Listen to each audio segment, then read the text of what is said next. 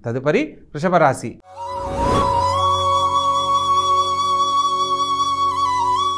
ఈ యొక్క వృషభ రాశి జాతకులకు ఈ వారం అత్యంత యోగ్యదాయకంగా ఉన్నప్పటికీ కొంత మిశ్రమ ఫలితాలు కూడా గోచరిస్తున్నాయి. విద్యార్థులకు మాత్రం ఉన్నతమైన విద్య ద్వారా మంచి అవకాశాలు లభిస్తాయి. ప్రభుత్వ సంబంధమైన గుర్తింపు లభించే అవకాశం కలదు. సంతాన భాగ్యం కోసం ఎదురుచూస్తున్న వారికి ఆరోగ్య విషయంలో కొంత అశ్రద్ధ పనికిరాదు అన్న సత్యాన్ని తెలుసుకొని నడుచుకోవాలి.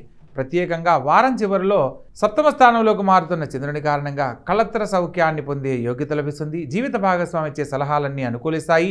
కళ్యాణ భాగ్యానికి సంబంధించి చేస్తున్న ప్రయత్నాలలో శుభవార్తలు వింటారు. అదేవిధంగా రాజకీయ రంగంలో బాగా రాణించాలనుకున్న వారికి పై అధికారుల యొక్క సహాయ సహకారాలు అందుతాయి. స్త్రీ మూలకంగా శుభం చేకూరుతుంది. వృత్తి ఉద్యోగ వ్యాపారాలలో ప్రత్యేకించి భూ సంబంధమైన వర్తకులకు వ్యాపారస్తులకు విశేషమైన ధనలాభాన్ని పొందేందుకు ఇది అనుకూలమైన కాలంగా చెప్పడం జరుగుతుంది.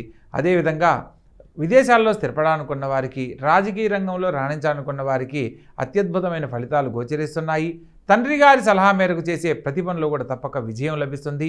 నూతన వ్యాపార ప్రయత్నాలకు సంబంధించి చేయబోయే అంశంలో ఈ వారం కొంత వాయిదా వేయడం ఎంతో మంచిది అన్న సత్యాన్ని తెలుసుకొని నడుచుకోవాలి. ప్రత్యేకంగా ముఖ్యమైన విషయాల్లో మీరు అనుకున్న పనులు వెంట జరగలేదని నిరుత్సాహపడాల్సిన అవసరం లేదు. ఆలస్యంగా జరిగిన శుభమే జరుగుతుందన్న సత్యాన్ని నమ్మాలి.